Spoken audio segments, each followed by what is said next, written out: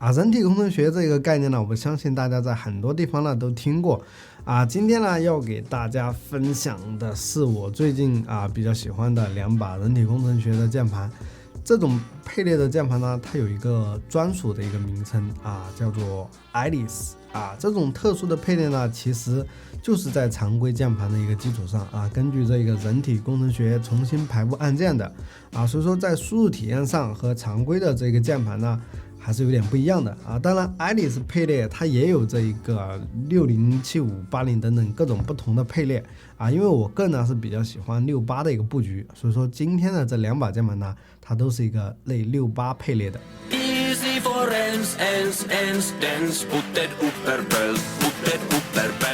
OK， 先来给大家说一下 Alice 配列在布局上和普通键盘的一个区别吧。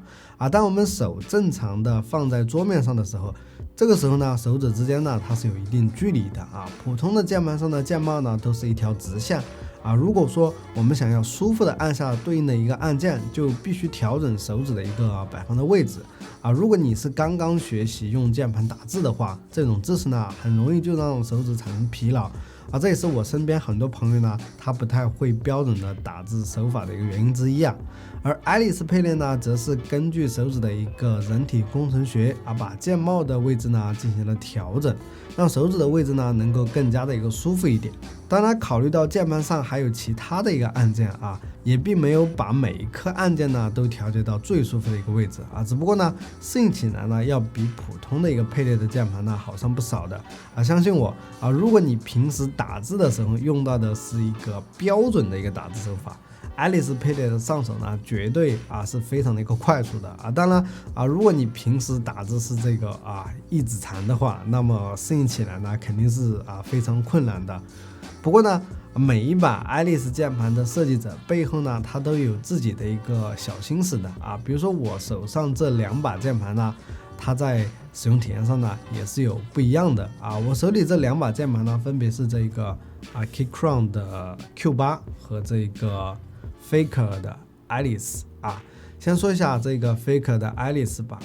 大多数的这个键盘呢，它都是在一个平面上的，而 Faker 的 Alice 呢，则是内置了2块分体式的一个 PCB， 所以说键盘呢，它能做到2个斜面在打字输入的时候呢，手指在按键之间的切换呢就要更加自然，这一点呢是要优于这个 Keychron Q8 的，并且呢 Faker 的 Alice 呢，为了更好的一个输入体验，还赠送了一个键盘掌托，加上这个掌托以后呢，手腕呢明显要更加放松了。而 Q8 的一个掌托呢，就需要你自己呢额外的去购买了。不过呢 Q8 也有一个我觉得很好的一个设计就是在这一个 BNM 这一排按键的一个区域它的位置呢整体向左移动了大概 0.25U 的一个距离，这样子呢我的这个中指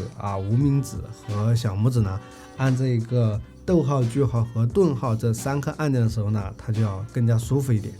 还有一个呢，也是我更加喜欢这个 Q8 的一个原因就是按键的这个左下角Q8 的排列呢，它是一个比较常规的 Ctrl、Windows 和 Alt 键，而 Faker 的 Alice 呢，则是把这个 Windows 键呢移动到了小空格的旁边对我这一种习惯呢Windows 快捷键的人来说呢，用起来还是比较别扭的来到键盘的一个右上角这一下呢，我更加喜欢的是 Faker 的 Alice 了。Q8 呢，在右上角呢，它没有这个 Page Up 和 Page Down。我平时使用这2颗按键呢，也是蛮多的所以说这2把键盘都可以通过这个 VIA 改键但是最近 VIA 更新以后，使用体验呢真的是一言难尽了，加上我电脑呢又重装系统了现在我基本上都放弃使用这个 VIA 了不知道各位小伙伴呢，你们更加喜欢哪一把键盘的这一个布局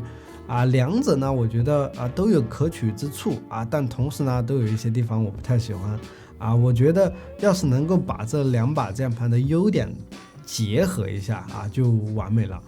如果说你对键帽的排布这方面不太在意，那么接下来就来聊一聊这2把键盘最大的一个区别那就是材质了。Q8 的这个外壳呢是金属材质的，拿在手上是非常有质感的，而 Faker 的 Alice 呢只是普通的一个塑料外壳，质感呢要稍微差一点但是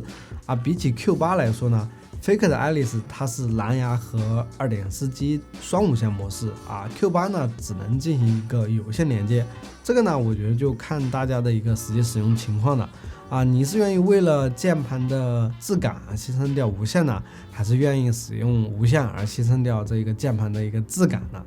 在结构方面呢，两者采用的是 Gasket 的一个结构啊，整体的触感呢都不算特别的软。不过呢，在内部堆料方面呢 ，Faker 的 Alice 比起 Keychron 的 Q8 呢是要好太多了啊。Q8 的这个内部填充，你不能说它是空无一物吧，只能说是空空如也啊。除了底部的这一张绝缘垫片，真的就什么都没有了。我自己呢也买了一套声音的套件啊，也就才几十块钱。这个呢，真心建议 Keychron 呢能够原厂就赠送换上以后呢，对键盘的打字音提升呢还是蛮明显的。而 Faker 的 Alice 呢，则是要好上不少的。常规的声音套件呢，基本上都有并且呢，底部的一整块的开模的硅胶底垫呢，也是非常的良心的。所以说，就整体的这个声音表现来说呢，我还是更加喜欢 Faker 的这个 Alice 的。